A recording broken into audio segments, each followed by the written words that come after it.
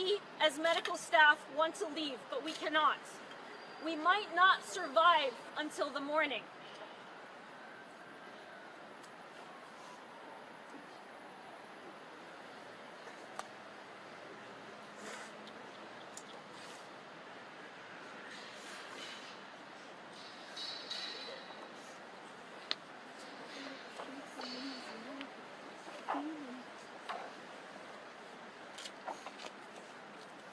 Shifa, Arabic for healing.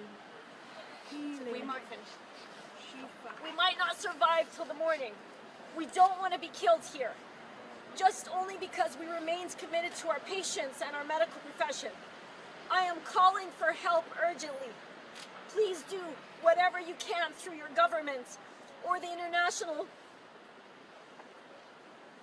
the ICRC, the Red Cross, to arrange a safe corridor for the medical staff. Please treat this as top urgent. This is the director of the major trauma hospital in Gaza.